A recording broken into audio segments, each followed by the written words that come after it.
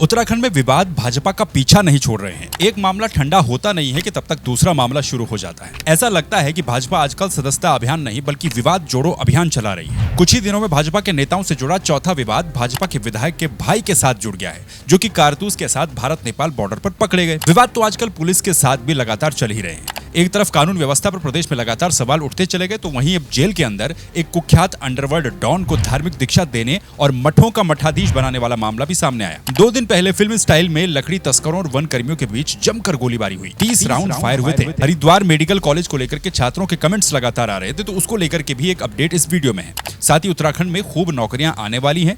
इन सभी टॉपिक्स को कवर करेंगे इस वीडियो में। लेकिन आगे बढ़ने से पहले चैनल को अगर आपने अभी तक सब्सक्राइब नहीं किया है तो सब्सक्राइब जरूर कर दीजिए। लाइक का बटन दबाकर कमेंट करने वाली परंपरा को भी जरूर निभाइए। शायद इन दिनों भाजपा नेताओं और विवाद का रिश्ता काफी ज्यादा पक्का हो चुका है। एक के बाद एक भाजपा के कई नेता कई तरह के विवादों से घिर रहे हैं। अब इस लिस्ट में नया नाम रानीखेत के विधायक प्रमोद नैनवाल का जुड़ गया है। भारत नेपाल बॉर्डर पर सशस्त्र सीमा बल यानी कि एसएसबी ने चेकिंग के दौरान 2 लोगों को कारतूस के साथ पकड़ा। इन पकड़े गए 2 लोगों में से एक की पहचान सतीश नैनवाल के रूप में हुई है, जबकि दूसरा उनका ड्राइवर था। सतीश नैनवाल रानीखेत से भाजपा के विधायक प्रमोद नैनवाल के भाई हैं। अब इस घटना पर विपक्ष यानी कि कांग्रेस ताबड़तोड़ वार कर रही है। एक के बाद एक कई नेताओं के रिएक्शंस इस पर आ रहे हैं। कांग्रेस इसे एक गंभीर चिंताजनक मामला मान रही है। साथ ही भाजपा के नेता इस मामले में अपनी सफाई देते हुए फिर रहे हैं। भाजपा के विधायक प्रमोद नैनवाल ने कहा है कि उनके भाई उनसे अलग रहते हैं, उनका कारोबार भी बिल्कुल अलग है।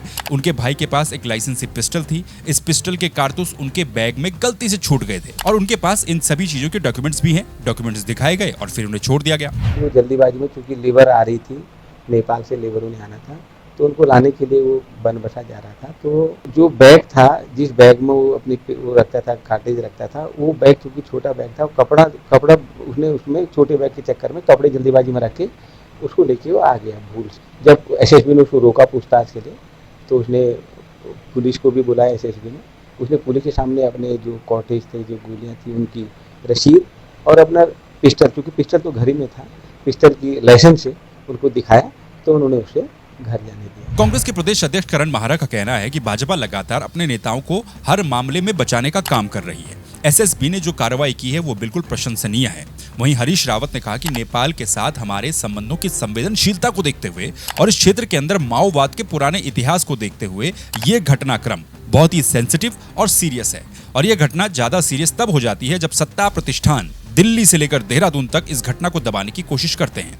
आवश्यकता पड़ेगी तो कांग्रेस इसमें और अधिक तथ्य इकट्ठा करके राज्यपाल के पास भी जाएगी। नेपाल से हमारे संबंधों की संवेदनशीलता को देखते हुए और इस क्षेत्र के अंदर माओवाद के पुराने इतिहास को देखते हुए ये घटना अत्यधिक चिंताजनक है।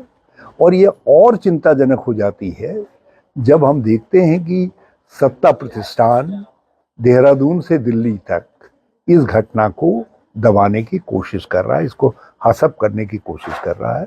और इसलिए हमने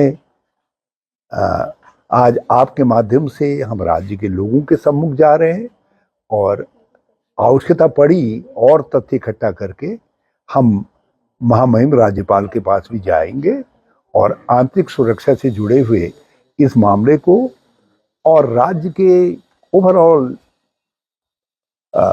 राजनीतिक सामाजिक परिवेश के लिए चिंताजनक इस मामले पर हम उनके सामने इन बातों को रखेंगे।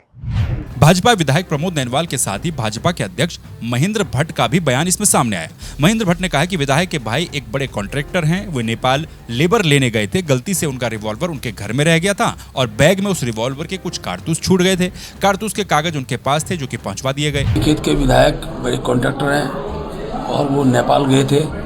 नेपाल से जो लेबर लाने की जो पद्धति ठेकेदारों की रूप में रहती है, गलती से उनका लाइसेंसी रिवॉल्वर तो अपने घर में है, लाइसेंस भी उनके पास है, लेकिन उस बैग में कुछ कारतूस उनके गलती से रह गए। और उसका संज्ञान, क्योंकि जब नेपाल सरकार ने खरीद के कागज़ मंगा दिए, उनको पहुंचा दिए गए हैं। उसके साथ साथ उनका रिवॉल्वर का लाइसेंस मांगा गया था ओरिजिनल। पहले फ़ोटो व्हाट्सएप भेजा तो व्हाट्सएप नहीं माना, उनका ओरिजिनल भेजा। उसको पहुंचा दिया गया। ठीक है, एक विधायी प्रक्रिया के बाद ही इस संदर्भ में कुछ कहा जा सकता है। खैर जाहिर सी बात है कि किसी नेता से जुड़ा मामला होगा तो वहां पर राजनीति और विवाद दोनों ही होंगे। पक्ष सफाई देगा और विपक्ष आरोप लगाएगा। बनबसा थाने में आर्म्स एक्ट का मुकदमा दर्ज किया जा चुका है। पुलिस ने बताया कि इनसे 51,000 की नकदी भी बरामद हुई है और आरोपियों को नोटिस देकर के फिलहाल छोड़ दिया गया है और इस मामले में जांच की जा रही है। अब एक के बाद एक भाजपा नेताओं से जुड़ने वाले विवाद और आरोपों में ये चौथा मामला है। पहले सल्ट में बीजेपी नेता पर छेड़छाड़ का आरोप लगा, फिर उसमें दुष्कर्म की धारा भी जुड़ गई, फिर लालकुआ में बीजेपी नेता पर दुष्कर्म का आरोप लगा और फिर गणेश जोशी वाला मामला सामने आया और उसके बाद अब ये बैक टू बैक कुछ ही दिनों में चौथा ऐसा मामला है जिससे भाजपा और भाजपा के नेता असहज जरूर हो गए होंगे। पिछले दिनों कई युवा लगातार कमेंट में हरिद्वार मेडिकल कॉलेज को लेकर के अपनी बात कहते रहे। पिछले 3 सालों से ये हरिद्वार का सरकारी मेडिकल कॉलेज अटका हुआ है जिसमें बहुत सारे छात्रों का भविष्य भी अटका हुआ है। पिछले साल ये कहा जा रहा था कि उसी साल इस कॉलेज की शुरुआत हो जाएगी, लेकिन सरकारी सुस्ती के चलते उस कॉलेज की शुरुआत नहीं हो पाई। फिर ये कहा गया कि इस साल ये कॉलेज शुरू हो जाएगा, लेकिन इस साल भी 3 महीने पहले एक खबर सामने आई थी कि इस साल हरिद्वार में ये मेडिकल कॉलेज शुरू होना काफी मुश्किल है। लेकिन कल ये एक और खबर सामने आई, इसमें कहा जा रहा है कि हरिद्वार मेडिकल कॉलेज इसी साल से शुरू होगा। इसी साल से वहां पर MBBS की पढ़ाई भी शुरू हो जाएगी।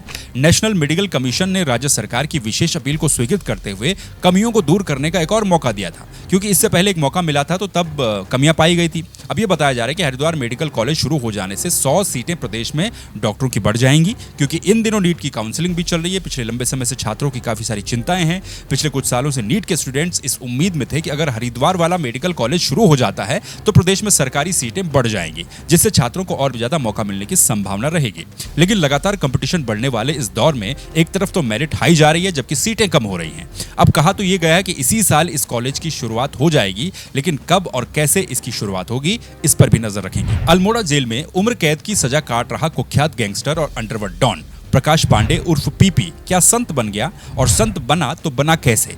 क्या पीपी को जेल के अंदर सच में दीक्षा दी गई है? ये सवाल आजकल आपने सुने ही होंगे, हर किसी के मन में भी हैं। अगर आपको इस मामले में बिल्कुल भी नहीं पता तो आपको शुरू से मैं बताता हूँ। दरअसल हाल ही में कुछ दिन पहले अल्मोड़ा जेल में बंद कुख्यात गैंगस्टर प्रकाश पांडे उर्फ पीपी, जो कि अंडरवर्ल्ड डॉन है और इसके अंडरवर्ल्ड के साथ रिश्ते भी थे, पीपी को जेल में ही जूना अखाड़े के संतों की ओर से दीक्षा देने का मामला सामने आया था। सिर्फ दीक्षा ही नहीं दी गई बल्कि उसे कुछ मठों का मठाधीश बनाने की बात भी सामने आई, जिसके बाद इस पर राजनीतिक क्षेत्र से लेकर धार्मिक क्षेत्र तक हर जगह पर बहस होने लगी।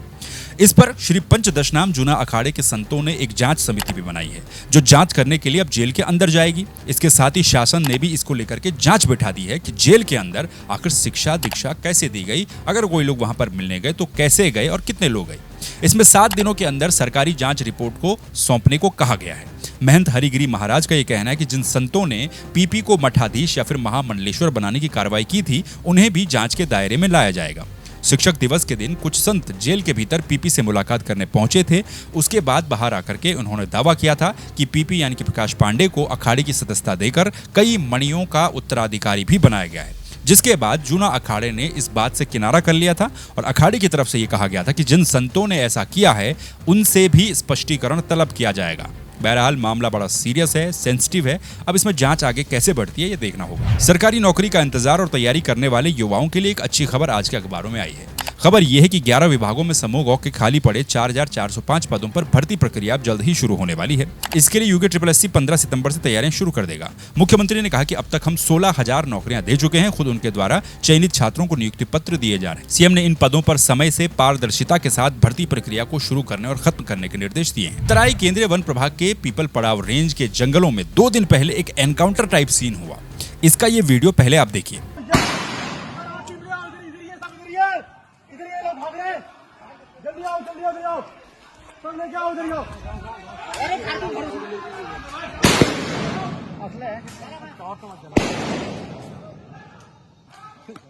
यहाँ लकड़ी तस्करों के साथ वन कर्मियों की झड़प हो गई। दोनों तरफ से करीब 30 राउंड फायर हुए। गोलियों की तड़तड़ाहट से पूरा जंगल गूंज उठा। इस फायरिंग में रेंजर सहित 4 वनकर्मी छर्रे लगने से घायल भी हो गए। शुक्रवार को ये पूरा घटनाक्रम हुआ था। तस्कर सागौन के पेड़ों को काटने के लिए जंगल में घुसे, जिसके बाद रेंजर रूप नारायण गौतम भी अपनी टीम के साथ सूचना पर पहुंचे और उनके साथ साथ पुलिस की टीमें भी पहुंची। यहाँ पर करीब 12 से ज्यादा तस्कर पहले से मौजूद थे। तस्कर इन्हें देख करके भागने लगे और उसके बाद तस्करों ने फायर झोंक दिए।